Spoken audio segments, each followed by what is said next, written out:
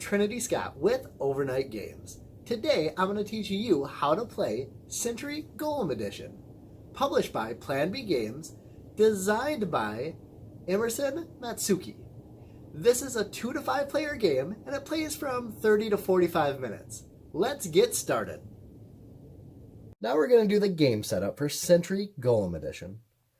First, shuffle the point cards with the golems on the back to form a deck. Then draw 5 cards and place them face up in a row left to that deck. Next, place a pile of copper tokens equal to the number of players times 2 above the first or leftmost point card. Then place a pile of silver tokens equal to the number of players times 2 above the second point card. Now, among the merchant cards, those are the ones with the crystal back, there are 10 cards with a purple border on the face-up side.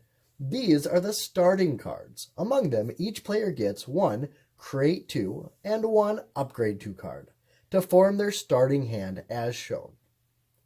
Any remaining starting cards are returned into the box. In this case, we've returned 6. Now, shuffle the remaining merchant cards to form a deck. Now, draw 6 cards and place them face up in a row to the left of that deck. Next, separate the crystals by color and place them into their diamond-shaped bowls. Note, make sure the order of the colored crystals matches the order shown on the box, or yellow, green, turquoise, and then magenta. Next, take a Caravan card, brown back, for each player in the game, being sure to include the card with the first player's symbol on it. Randomly deal these out, and in this case, this is going to be the player that starts. Now, the first player will get 3 yellow crystals.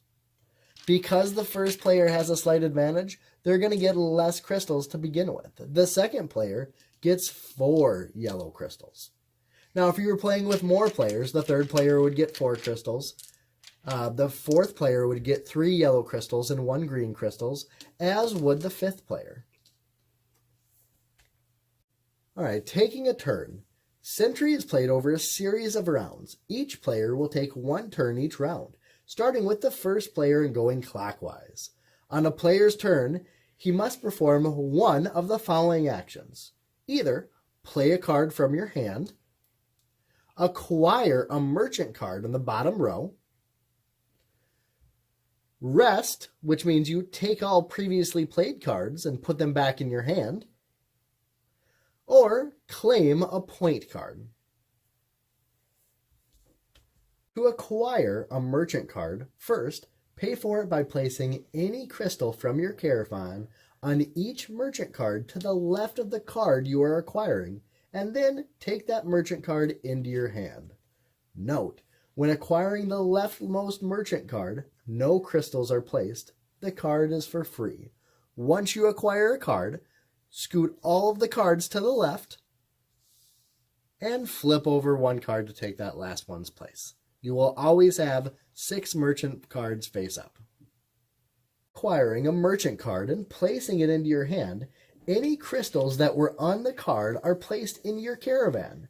After acquiring a merchant card, fill the empty slot by sliding the cards to the left, creating an empty slot just to the left of the merchant deck, and then flipping a card over. To play a card from your hand, place the card face up in front of you and execute the card's effects. There are 3 types of merchant cards that can be played in this way. First one is crystal cards. When playing a crystal card, take the number and color of crystals shown on the card from the diamond-shaped bowls and place them on your caravan. Upgrade cards. When playing an Upgrade 2 card, you may upgrade a crystal on your caravan 1 level and then upgrade a crystal 1 level again. It is not mandatory to upgrade all crystals from an upgrade card. For example, you may upgrade a yellow crystal to a green crystal, and then upgrade another yellow crystal to a green crystal.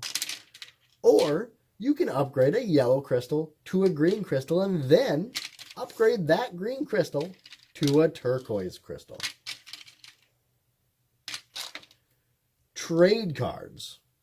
When playing a trade card, Return the number and color of crystals shown above the arrow from your caravan to the diamond-shaped bowls. Then take the number and color of crystals shown below the arrow from the bowls and add them to your caravan. A trade can be done any number of times in a row as long as you have the appropriate crystals available. To rest, take all the cards you have played face up in front of you back into your hand.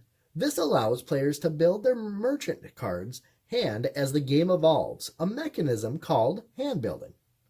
Claim. To claim a point card, you must have all of the crystals shown on the point card in your caravan. Return those crystals to the diamond-shaped bowls. Take the point card and place it down in front of you.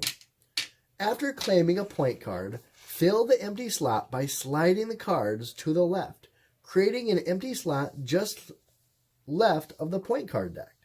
Then draw a card from the deck to fill that empty slot. If you claim the leftmost or second leftmost point card, take one copper or silver token from above that card. If you take the last copper token, slide the silver pile tokens over so they are now above the leftmost point card. Caravan Limit. A player's caravan can hold up to 10 crystals. At the end of the player's turn, if that player has more than 10 crystals on their caravan, they must return the exceeding crystals of their choice to the diamond-shaped bowls. Crystal Limit. The crystal supply is not limited. If a supply is exhausted, use a substitute material. Game End. Once a player has taken their 5th point card, or 6th in a 2 to 3 player game, the game will end after the players finish out the current round of play. At that point, each player counts up all their point cards and their copper and silver tokens, along with any remaining crystals on their caravan. Each copper token is worth 3 points. Each silver token is worth 1 point. Each non-yellow crystal is worth 1 point. The player with the most points wins. If there's a tie, the last player to take a turn wins the tie.